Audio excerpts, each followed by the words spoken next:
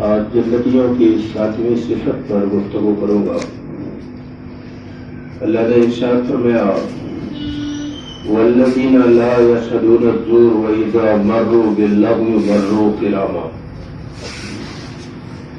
اور وہ جو جھوٹی گواہی نہیں دیتے اور جب بیہودہ چیزوں کے پاس سے گزرتے ہیں تو اچھے انداز سے گزر جاتے ہیں۔ بہت مختصر سے وقت میں اس جھوٹی گواہی اور جھوٹ پر کچھ باتیں عرض کرتا ہوں۔ اللہ ہم سب کو اس پر عمل کی توفیق عطا فرمائے۔ مسلم کی روایت ہے، سیدنا ابو بکر صدیق رضی اللہ تعالیٰ عنہ روایت کرتے ہیں کہ ایک مرتبہ اللہ کے رسول صلی اللہ علیہ وسلم نے فرمایا کہ میں سب سے بڑا گناہ بتاؤں؟ 3 مرتبہ آپ نے یہی سوال کیا اور ابو بکر صدیق رضی اللہ تعالیٰ عنہ نے کہا کیوں نہیں اللہ کے رسول؟ تیسری مرتبہ آپ نے فرمایا کہ سب سے بڑا گناہ شرک ہے، ماں باپ کی نافرمانی ہے، اور ٹیک لگائے ہوئے تھے پھر سیدھے ہو کر بیٹھ گئے۔ فرمایا خبردار جھوٹ اور جھوٹی گواہی سے بچو، اور بار بار یہ دہراتے رہے۔ کئی مرتبہ آپ نے کہا کہ جھوٹ اور جھوٹی گواہی سے بچو۔ جھوٹ ایک ایسی بدترین چیز ہے کہ جہاں تک میں نے قرآن حدیث کے مطالعے کے بعد سمجھا ہے کہ جھوٹ وہ شے ہے جو انسان کو دنیا آخرت دونوں جگہ میں برباد کر دیتی ہے۔ لیکن اس پر وقت نہیں کہ میں اس کے کچھ پریکٹیکل ثبوت دیتا کہ جھوٹ دنیا میں انسان کو کیسے برباد کرتی، لیکن ایک اشارہ کر دوں، بعض لوگوں کے ہاتھ میں پورے ملک کی قیادت ہے، لیکن وہ جھوٹ کی وجہ سے لوگوں کی نظر میں گر گئے، پوری تاریخ بھری پڑی، اور بعض لوگ بہت معمولی درجے کے لوگ ہیں، سچائی کی وجہ سے بڑے بڑے لوگ ان کا استقبال کرتے ہیں۔ یہ میں ایک ہلکا سا اشارہ کر دیا، باقی تو بہت تفصیلات ہیں۔ اور جھوٹ پر دنیا میں بربادی اور تباہی پھیلتی ہے، سچ سے دنیا میں کامیابی اور امن پھیلتا ہے۔ اسی لیے اللہ نے ارشاد فرمایا سورہ احزاب آیت نمبر 70 اور 71 میں، یا ایھا الذین آمنوا اتقوا اللہ وقولوا قولا سدیدا، اے ایمان والو صاف سیدھی بات کہو، اللہ سے ڈرو اور صاف سیدھی بات کرو۔ صاف سیدھی بات سے مراد یہ ہے کہ جھوٹ اور ہیر پھیر نہ ہو، سچی بات کرو۔ جب سچی بات کرو گے کہ اس پر تمہیں اللہ کیا دے گا، تو پھر سورہ احزاب کی آیت نمبر 71 میں بتایا یصلح لکم اعمالکم ومن یغفر لکم ذنوبکم ومن یطع اللہ ورسولہ فقد فاز فوزا عظیما۔ پہلا انعام تو اللہ نے بتایا کہ سچ بولنے کے نتیجے میں اس کے تمام اعمال کو درست کر دے گا اللہ۔ یہ بہت بڑی بات ہے، ترجمہ کر کے گزر جاؤں گا کیونکہ بہت ساری آیات لانی ہے، چند منٹ بچے ہیں۔ اور دوسرا انعام سچ بولنے پر اللہ نے یہ کہا کہ یغفر لکم ذنوبکم، اس کے سارے گناہوں کو معاف کر دوں گا۔ یہ بہت بڑی بات۔ میں سمجھتا ہوں کہ جو لوگ گناہ کی حقیقت کو جانتے ہیں، کبھی اگر زندگی رہی تو گناہ کی حقیقت پر کچھ آیات ہے جو ابھی زندگی میں کبھی یہاں لایا نہیں، اسے میں لاؤں گا۔ اللہ کا بہت بڑا انعام ہے کہ اس کا گناہ معاف ہو جائے۔ اللہ نے کہا جو سچ بول لے گا اس کے سارے گناہوں کو معاف کر دوں گا، اور آگے کہا کہ جس نے اللہ اور رسول کا کہا مان لیا اس نے بڑی کامیابی حاصل کی۔ بڑی کامیابی کیا ہے اسے ابھی آگے آیات دوسری آ رہی ہے اس میں بتاؤں گا، لیکن اگر کسی نے سچ نہیں بولا، دنیا کے معمولی مفاد کی خاطر اس نے سچ کو ترک کر دیا اور جھوٹ پر اس نے کمر باندھ لیا، تو سورہ توبہ آیت نمبر 95 میں اللہ نے کہا انہم رجس ومأواہ النار جزاء بما کانوا یکسبون۔ جھوٹوں کے بارے میں اللہ نے کہا کہ یہ گندے ہیں اور ان کی کرتوتوں کے بدلے میں ان کا ٹھکانہ جہنم ہے. اور سورہ مائدہ آیت نمبر 119 میں اللہ نے فرمایا قال اللہ یوم ینفع الصادقین صدقهم اذ جاءوا الیس فی جہنم مثوی للکافرین. یہ قیامت کے دن کا اللہ اس میں تذکرہ کر رہا ہے کہ اللہ قیامت کے دن کہے گا کہ آج وہ دن ہے کہ سچ والوں کو ان کی سچائی کا فائدہ ملے گا. اور وہ کیا فائدہ ملے گا؟ لہم جنات تجری من تحتها الانہار خالدین فیہا ابدا رضی اللہ عنہم ورضوا عنہ ذالک الفوز العظیم. یہ سورہ مائدہ کی آیت نمبر 119 ہے. میرا ذہن آج چونکہ ایک انتقال ہو گیا ہے گھر میں، تو مجھے ایسا لگ رہا ہے کہ میں نے آیت پہلے کچھ اور پڑھی اور بعد میں کچھ اور پڑھ رہا ہوں کیا. یہ سورہ مائدہ آیت نمبر 119 اللہ نے فرمایا کہ آج سچ والوں کو سچائی کا فائدہ ملے گا. اور وہ فائدہ کیا ہے؟ ان کے لیے باغ ہوں گے اور اس باغ میں نیچے نہریں جاری ہوں گی. اصل میں جنت مانے ہی باغ ہوتا ہے.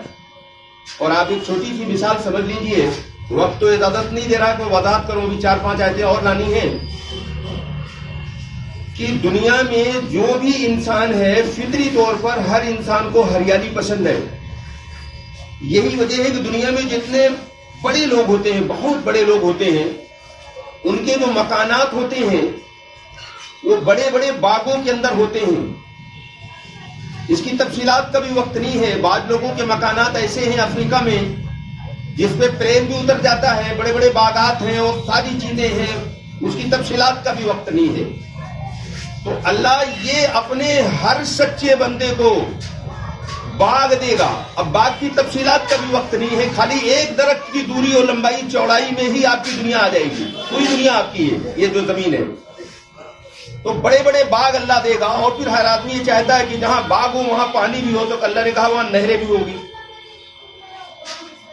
اور خالدین فیہا ابدا، یہ سچے لوگ ہمیشہ اس میں رہیں. جنت ہے ہی سچ کا بدلہ. اصل میں اس کا بیان کسی دوسرے جمعے میں آئے گا. جو جنتیوں کی اور صفتیں ہیں 12 صفتیں، اس میں یہ آئے گا. آج میں اختصار کے ساتھ میں اتنا ہی کہہ کے آگے بڑھ رہا ہوں. اللہ نے کہا کہ یہ اس باغ میں ہمیشہ رہیں گے. اور آگے جو انعام فرمایا وہ بڑی عجیب بات ہے.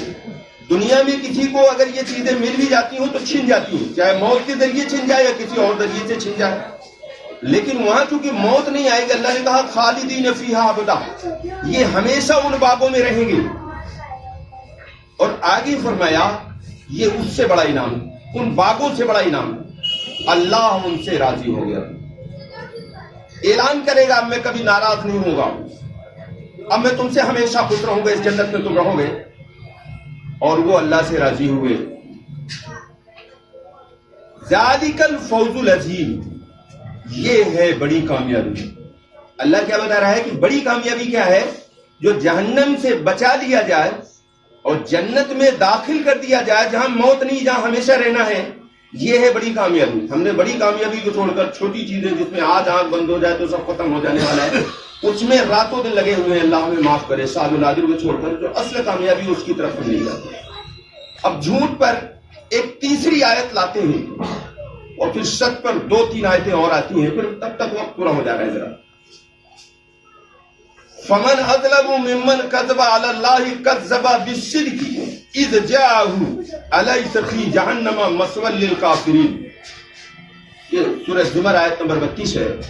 بڑی عجیب بات اس میں اللہ نے کہا، اس سے بڑھ کر ظالم کون ہوگا جس نے اللہ پر جھوٹ باندھا اور سچ کو جھٹلایا. یہاں صدق سے یعنی سچ سے مراد قرآن ہے. دوسرے آگے آئے جو آ رہے اس میں آئے گئے وضاحت، لیکن یہاں بھی اشارہ کرنا ضروری ورنہ سمجھ نہیں پائے گا. اور ظلم سے مراد شرک ہے. اللہ نے کہا وہ بہت بڑا ظالم ہے جو اللہ کے ساتھ شرک کرتا ہے اور اللہ کی کتاب کی تکذیب کرتا ہے، یعنی جھٹلاتا ہے.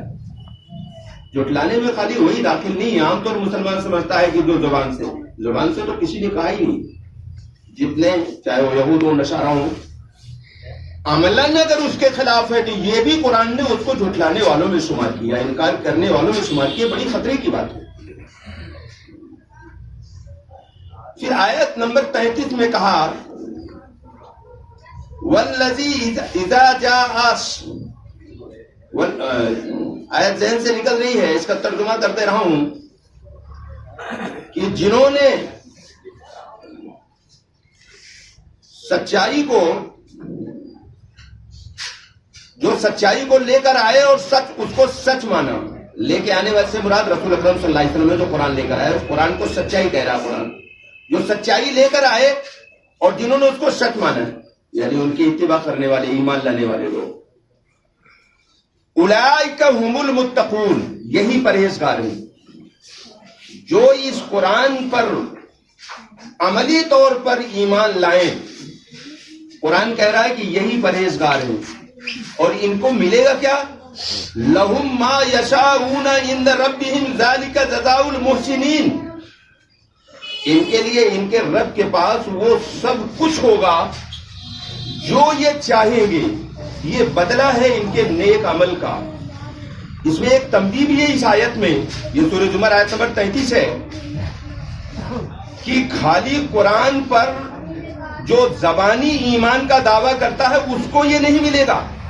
قرآن کہہ رہا ہے ذالک جزاء المحسنین، جو نیک عمل کریں گے، خالی ایمان نہیں لاؤ گے قرآن پر، ایمان لانے کے بعد نیک عمل کریں گے، ان کو ملے گا یہ سارا انعام، کہ جو چاہیں گے وہاں سب ان کو اللہ دے گا۔ خالی جو ایمان لائے اور اس کے مطابق اس کی زندگی نہ ہو، اس کو نہیں ملے گی۔ اس آیت میں بالکل صاف اور واضح کر دیا ہے۔ ایک مسلم شریف کی ایک روایت اور پھر بخاری کی ایک روایت لاتا ہوں، باقی اور تصریحات سے تو وقت نہیں بچا ہے۔ اللہ کے رسول نے فرمایا تم لوگ سچ بولا کرو، سچائی جو ہے نیکی ہے اور نیکی جنت میں لے جائے گی۔ ایک آدمی ہمیشہ سچ بولتا ہے اور سچائی کی تلاش میں رہتا ہے، یہاں تک کہ اللہ کے ہاں لکھ دیا جاتا ہے بہت زیادہ سچ بولنے والا ہے۔ پھر حضور نے فرمایا، یہ مسلم کی روایت ہے، تم لوگ جھوٹ سے پرہیز کیا کرو۔ ایک آدمی اگر جھوٹ بولتا ہے تو حضور نے فرمایا جھوٹ جو ہے گناہ ہے اور گناہ جہنم میں لے جائے گا، اور ایک آدمی ہمیشہ جھوٹ بولتا ہے، جھوٹ کی تلاش میں رہتا ہے، اللہ کے ہاں لکھ دیا جاتا ہے یہ آدمی جھوٹا ہے۔ اور پھر اس کا بھی میں نے سورہ توبہ میں بتایا تھا کہ اللہ نے کہا یہ گندے لوگ ہیں، ان کا ٹھکانہ جہنم میں نے بنایا ہے۔ جھوٹ بڑی بدترین چیز ہے۔ میں ترجمے کر کے گزرتا چلا جا رہا ہوں، ایک آخری حدیث لا رہا ہوں کیونکہ وقت ایک ہی منٹ ہے میرے پاس۔ بخاری شریف کی روایت ہے، انس بن مالک رضی اللہ تعالیٰ عنہ راوی ہیں، وہ کہتے ہیں ایک مرتبہ اللہ کے رسول صلی اللہ علیہ وسلم ایک سواری پر سوار تھے اور پیچھے معاذ رضی اللہ تعالیٰ عنہ بیٹھے تھے۔ آپ نے معاذ کو 3 مرتبہ پکارا، اے معاذ، انہوں نے کہا اللہ کے رسول حاضر ہوں۔ تیسری مرتبہ اللہ کے رسول نے کہا، یہ اہمیت بڑھانے کے لیے، ورنہ ایک ہی مرتبہ حضور کہہ سکتے تھے کہ اے معاذ، جس نے سچے دل سے اس بات کی گواہی دیا کہ اللہ کے علاوہ کوئی الہ نہیں ہے اور محمد صلی اللہ علیہ وسلم اللہ کے رسول ہیں، تو اس پر جہنم حرام ہو گئی۔ یہ کلمہ بہت جگہ میں نے بیانوں سنا، بچپن اتنا نہیں سنو، لیکن آدھی حدیث سناتے ہیں، صرف کلمہ 1 کروڑ مرتبہ پڑھے اس کو جنت نہیں ملے گی، اس پر جہنم حرام نہیں ہوگی۔ اس میں ایک جملہ ہے، اس کو یاد رکھیے، بخاری کی روایت ہے، جو سچے دل سے یہ بات کہے۔ سچائی کی کیا دلیل ہے کہ سچے دل سے یہ کہہ رہا ہے کہ اللہ کے علاوہ کوئی الہ نہیں، محمد صلی اللہ علیہ وسلم کے رسول ہے؟ ایک جملے میں اس کی تصریح، چونکہ وقت نہیں ہے اور 1 گھنٹے کی بات ایک جملے میں کہنے جا رہا ہوں، پوری زندگی خدا کی ماتحتی میں گزارنے والا سچا ہے اور اس سے بغاوت کرے یہ جھوٹا ہے۔ اللہ ہمیں اور آپ کو سچے میں شامل کرے، کیونکہ سچا دنیا میں بھی کامیاب ہے، آخرت میں بھی کامیاب ہے۔ اللہ ہم سب کو سچائی پر زندگی گزارنے کی توفیق عطا فرمائے۔ سنتیں پڑھ لیجیے۔